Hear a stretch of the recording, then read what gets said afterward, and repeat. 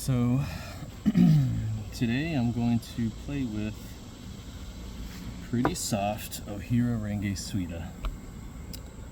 I've had this one for a couple years. I can't remember where I got this. It's got a couple lines in it that you can feel during polishing after the soft areas have worn down a bit. But they seem to themselves be shrinking a little bit as I lap it down. So I'm hoping that frequent lapping over time, they'll be even less noticeable.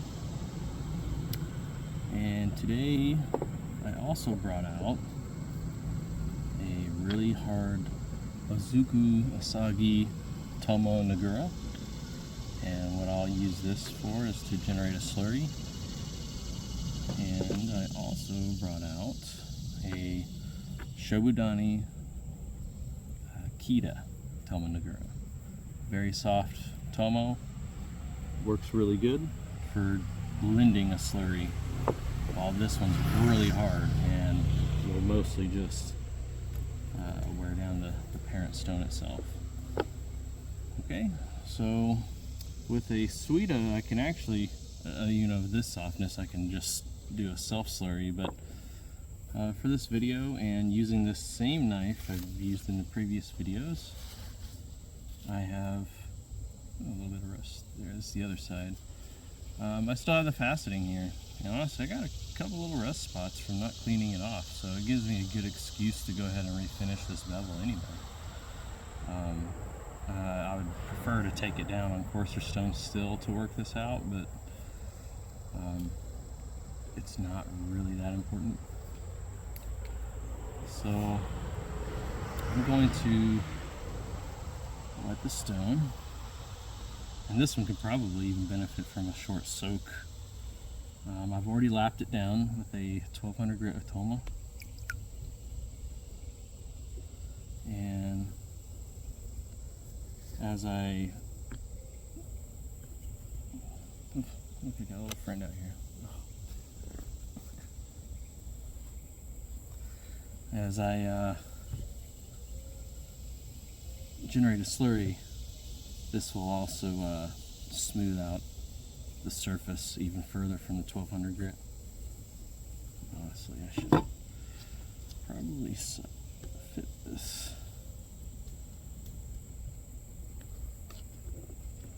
Okay. Now, compared to an Uchi, this Renge Suita is actually a little hard.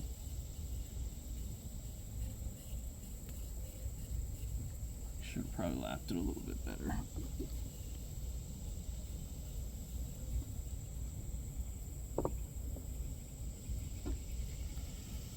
Okay, let's give it a shot.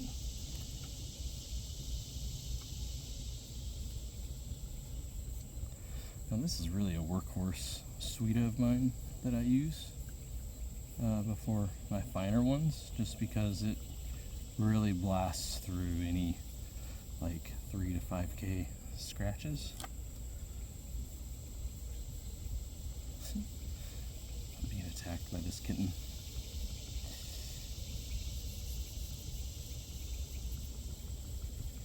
With something this fast, especially when you generate a slurry,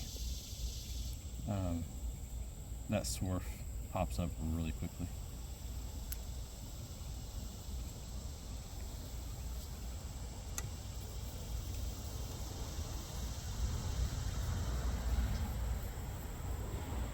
See, right now I can't even feel those lines.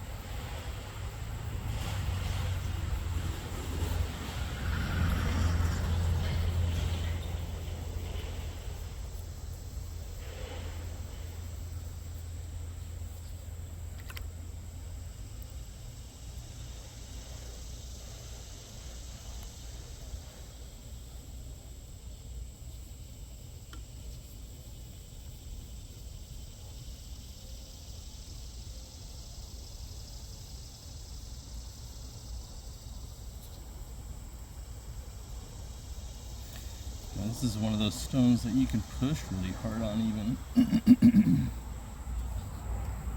it won't catch you by scratching or gouging.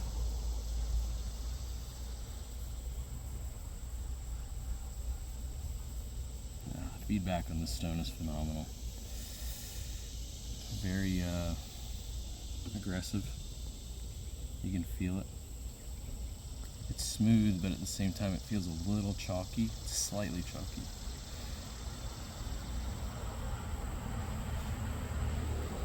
But almost like I'm polishing on a rubber eraser. It almost feels something like that, a little springy underneath.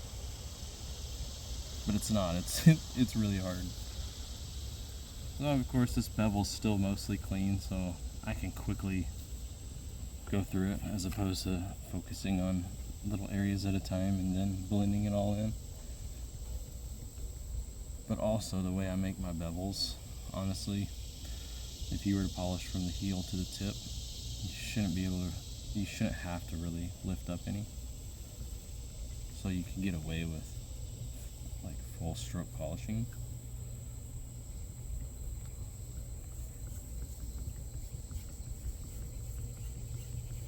So right now the core steel is getting polished. It's got convexity to it.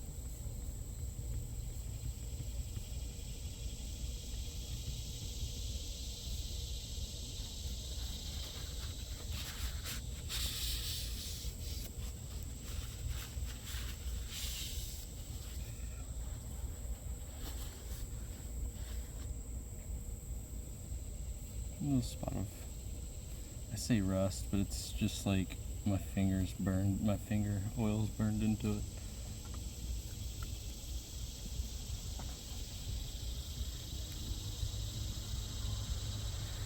I feel like the stone could have taken a better lapping. I've got a worn out 1200 that's got areas in it that are down to the electroplate and beyond. And I gotta be real careful. Not careful, but I gotta be mindful on how I use it because I gotta hit the areas of diamond. Sometimes I don't.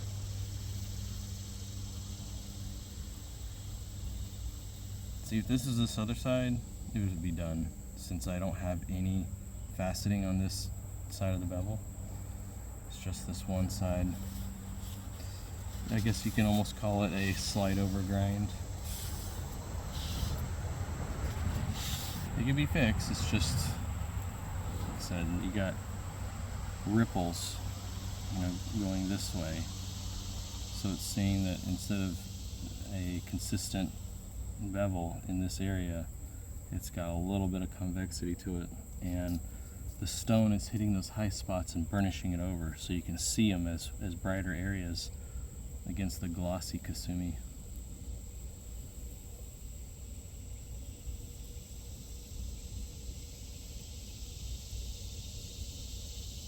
And of course those ripples distract from a clean polish, and so you usually try to avoid them, though most knives have them and it takes a lot of work to not have them. Which I put in a lot of work to avoid them, but even then you don't really know until you're like up to like 3K, and your first 3K stone is the first thing that really wants to start polishing, and as opposed to laying a scratch pattern that's very noticeable, they're wanting to polish, and instead of a polish, bright even polish, you get those ripples.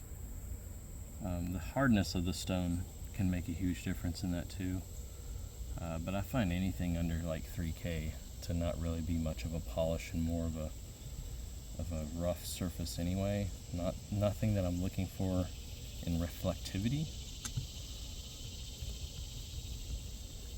So lower grit stones can really, well, lower grit and softness kind of correspond with each other usually. So soft lower grit stones are easier to blend in the bevel geometry than finer stones.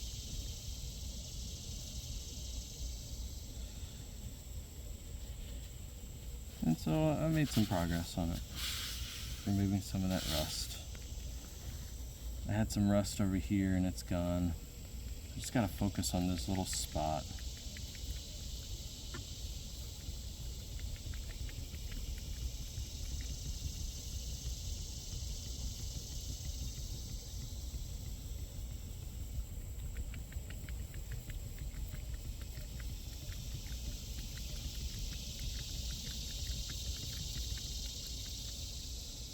And it's going away.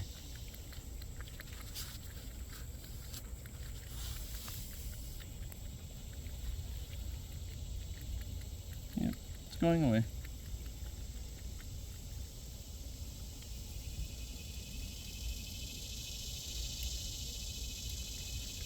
So these are basically among my favorite stones to use, the most enjoyable. Suita in general, but Ohira has a really nice strata of Suita stones. The hardness and the fineness are at a really nice sweet spot. They're well regarded and sought after by all stone polishers that are, dealing with knives. They're really good knife stones. They're really good to transition to the finer grit stones, and honestly, they're really easy to use at about an intermediate level. They're not as soft as some other examples, kind of like some of the examples I was showing the other day of some of the Iramono stones from like Takashima. Those are easier to use, they're softer, and they're still fine enough to give a good polish. This is like a slight tick finer and leaves a slightly different look to the Kasumi. Looking at it right now, it's a pretty nice polish in the sunlight. A great source of light to use to see if you've gotten scratches out. The sun doesn't really lie, and I found that indoor lighting does. So yeah, if you can get your hands on a Ohira Renge Suita, they're usually around the same hardness performance. Like I said, this one's a pretty decent one. A decent one. It's not the best. Usually you'll look for them without lines going across the stone like that. But when they do, they're cheaper. So this is a fairly affordable one. Without these lines, this stone would be, around $1,000. $1,000 stone. But instead, with the lines, it was about half that. So, you didn't see any problems out of polishing from me. I actually didn't feel those lines at all. Of course, after about a half hour of polishing, you probably will. And then just a little lapping with the diamond plate and they're gone again. They don't spit out anything toxic. They don't affect sharpening. You can't really feel them, but they are rust inclusions. So, anyway, that's that for Ohira Renge Suita. Hope you enjoyed, and see you later. Ciao.